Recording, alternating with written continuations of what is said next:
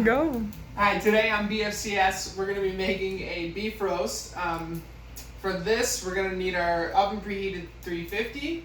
We're going to need our roast. I'm using a top sirloin. You could use whatever kind of roast you would like. We need celery, carrot, onion, potato, canned tomatoes, crushed red pepper, wine, polenta, heavy whipping cream, and pepper. Those are going to be your ingredients that you'll need to get before you start this. So we got our Dutch oven all heated up, ready to go. I took the roast and I seasoned it heavily, salt and pepper. I hit one side, I'm going to hit the other side once I put it in here, but we're going to add a little oil. This is just vegetable oil into the pot, enough to cover the bottom surface. It's about a fourth of a cup. Now we're going in with our roast. And I'm going to hit it with seasoning on this side as well. Generous with the salt and pepper. Big hunk of meat. You want it to be well seasoned. Pepper.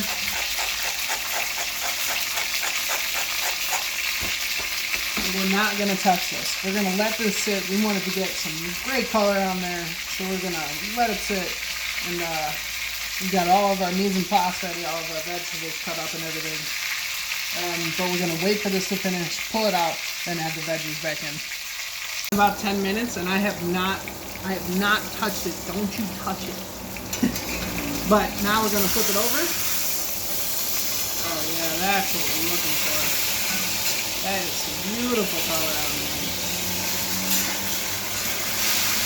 But these dark colors are going to help later on in the cooking process. Dark colors are going to help later on in the cooking process. It's going to be nice flavor development. It's going to be great on this roast. But it's going to add so much flavor to the sauce too. It's really important. So make sure you don't touch it. Get a nice crust on there like that. And we're going to do all four sides. So we got some great flavor on this. It's looking really good. The color looks great. We're going to pull it out. If you have a bigger Dutch oven, you could leave it in as you're doing the veggies, but mine is not that big, so I'm going to take it out. Start with onion.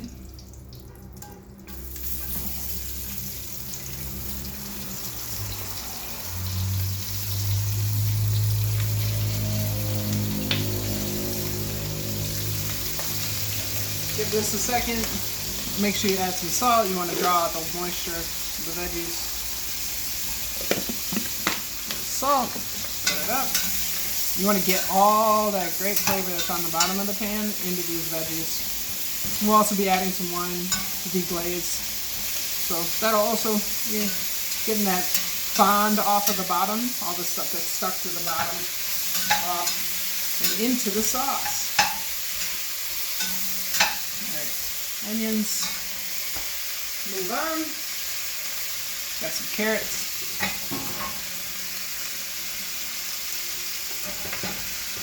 You want everything to be kind of the same size. You need a bigger cutting board. Everything around the same size. Doesn't need to be perfect, but you want it to be a little close. And I like to season in layers, so I'll season. Once I add something, I add a little salt to it too. And my favorite part of this dish is these carrots, these roasted carrots. So I add a lot of carrots. You don't have to add this many, you can add 3. I added 5 or 6. It's up to you. That's going. We're gonna add celery.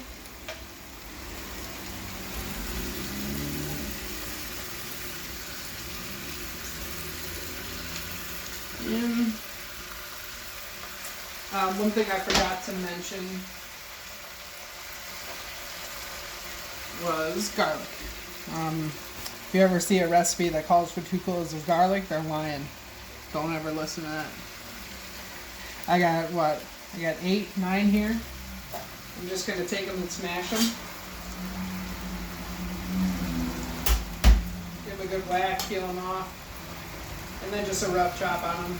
And they're going to be the last things to go, not the last things, they're going to be the last of the veggie to go in besides the potato. Give them a little rough chop.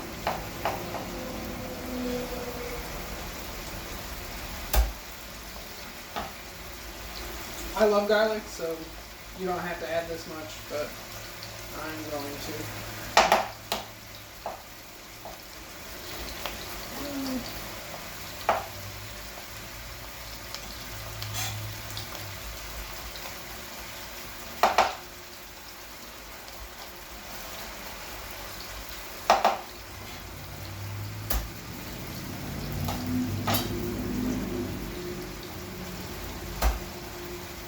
Gives your veggies time to start cooking too, breaking down, start releasing their waters and their sugars.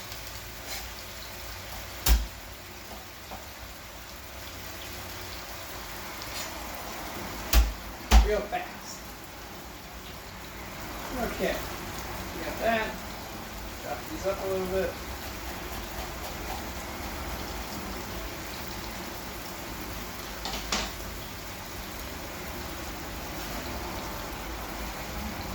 And then those are going to go on top of everything.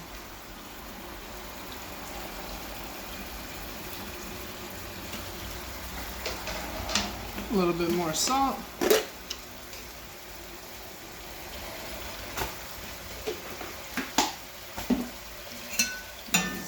Toss.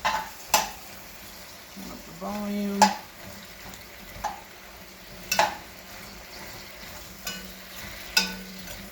This is just a classic mirepoix. You could add whatever veggies you'd like to this though, any root vegetables you'd like.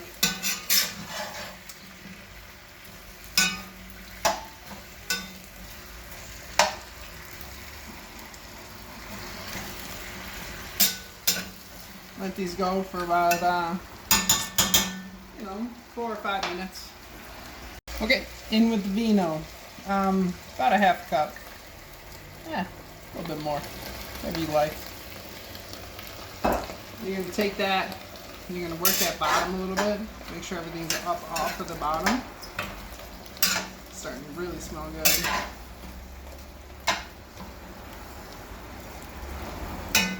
Now with that in there, I'm going to start adding some seasoning. You got some bay leaf, got 4 of those. And you got some crushed red pepper. You don't have to add this, it's just, I like a little heat. About half a teaspoon, it's fine. Depends on how you like your heat. That's in there. Give that a little toss.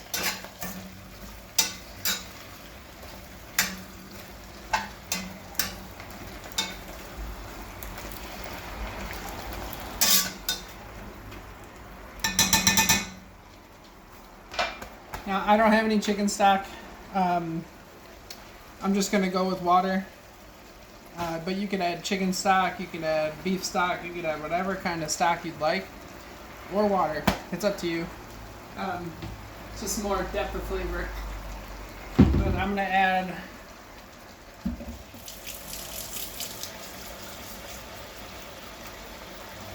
let's go with 2.5 cups of water.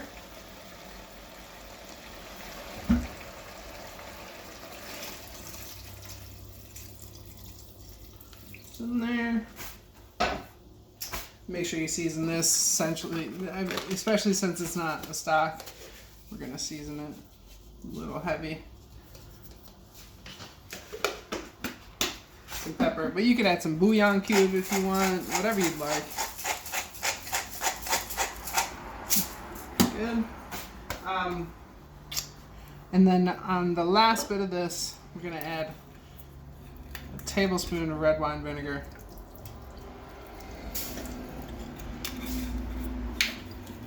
And then in with the potatoes.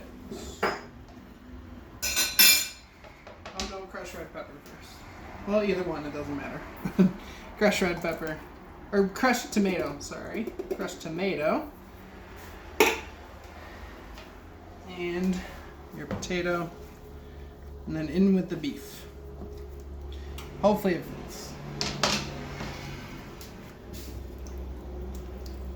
It's gonna be real close. Give it a stir. Where everything's incorporated. Like I said, this is easier if you got a bigger pot, but this is what I got to work with. In with the beef. We're gonna take some of that veg and move it from the bottom. You'd rather the beef be covered than the vegetables.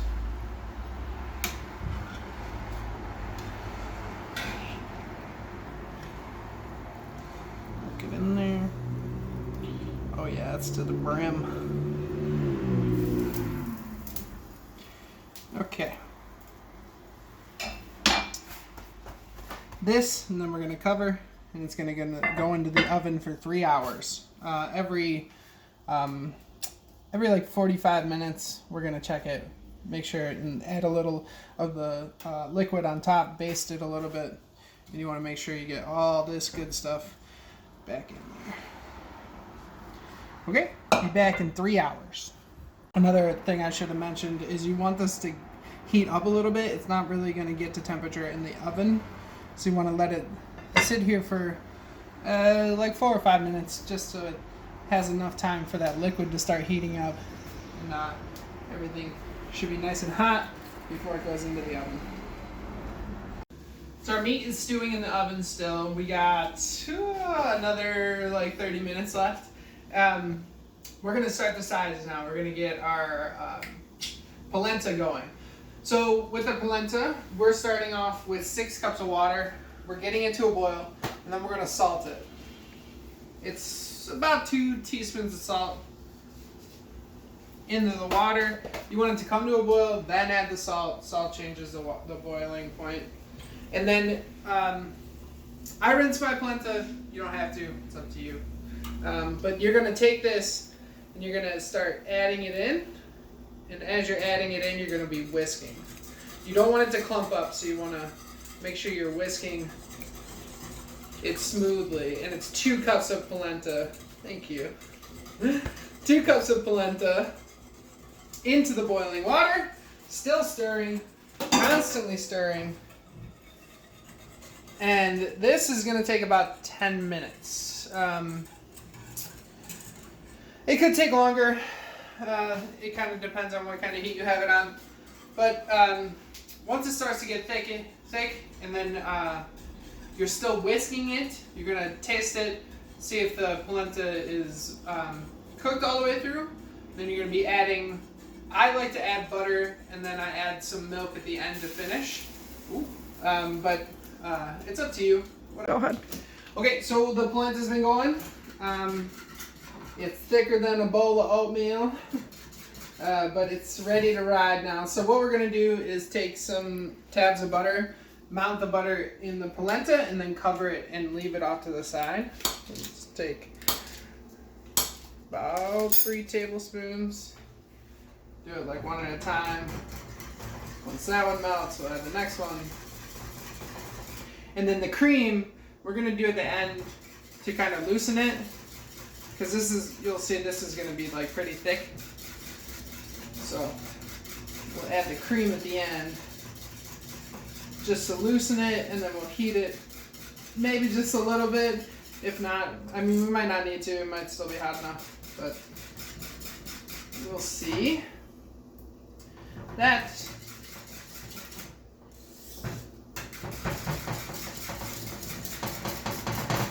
And then at this point you want to make sure you're tasting for flavor. You see if you need any salt in there or any more butter. It's going to add a lot of flavor, the butter, so you want to make sure that you can taste it a little bit.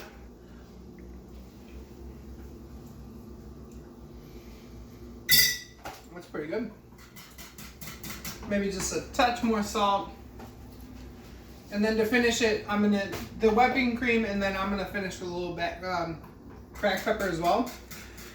You got to remember there's going to be a red sauce with this, so you don't want it to be like a completely crazy flavor, but something that it really tastes good. but it will still have the red sauce to add flavor to it as well. So that, I don't have a lid for this pot, but I found me my cast iron lid.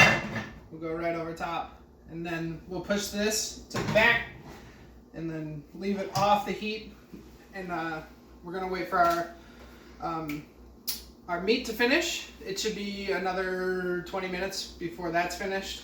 So just let this sit, hang out, and then to bring it back up, we'll heat it back up with some heavy whipping cream. You could do it right as the meat's finished if you want to. It's up to you. But this is an easy way to keep it held at heat, and then you get to make it ahead of time, so you don't have to clean up a big mess. So this is a lot easier for you. And we're back! Welcome. So we're ready to go. Ooh, look at that. Take this out. Pull it off to the side.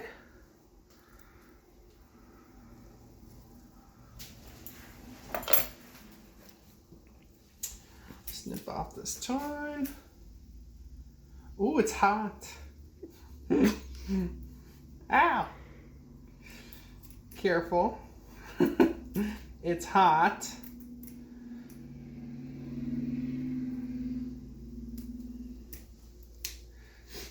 You don't need to have the twine on there. It's just keeps it nice and neat. It's something your butcher would do or your grocer will do. That's just how we bought it, so that's how I kept it. That, go on top of that and get thrown away. Now we're ready to ride. So, our plating. We got our nice, thick polenta, looking beautiful. Get this shot on. That's nice. We're gonna put it in a bowl. If you have a bigger spoon, it would help. This one to look a little bit more uniform. And I'm grabbing a slotted spoon so I can grab some of these veggies out. Ooh, yeah. Smells great. We're gonna cut this up real quick. If you wanted to make a smaller serving of the polenta, you can. It's 1 cup to 3 cup ratio, and then you would just dial down the butter by half. But I like to have polenta around, so if I'm making it, I'm making a lot. And then just, reheat it as much as you'd like with the heavy whipping cream or water, whatever you want. Roast beef. Oh my god, I forgot to Venmo you for groceries. We're cutting. Sorry to restart. You can cut that out. No, it's staying in. This is real life shit. So we got the roast beef. Ooh, it's beautiful. Okay. There's our polenta. We're going to take some of this. Throw it in there. It kind of looks like the Marabella beef. The what? When you make it with the Marabella sauce. What's it called? Marbella? Oh, the pork? Pork Marbella? Okay. Shut up, we just cut that out. That, and then get another slice or two to this middle one, this other one. Right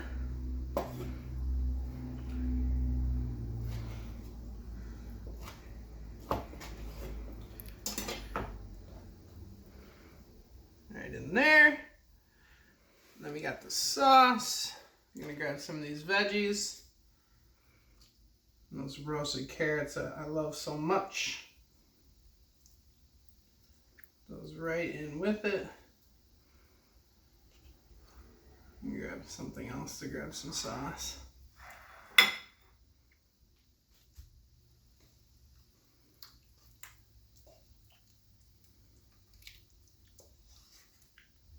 For me, it's all about these carrots, so I'm gonna load up on those.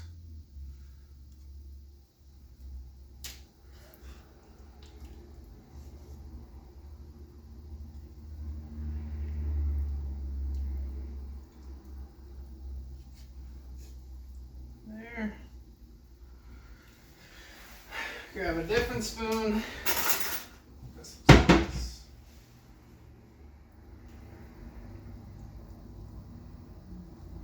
I really wish I had bigger spoons.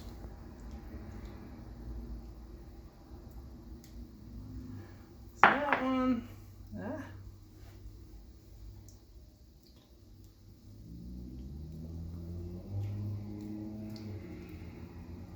And there you have it. Roasted beef with veggies, red sauce, and a little bit of polenta. Thanks for watching. Make sure you like, subscribe, leave a comment with whatever recipes you want to see. Thank you.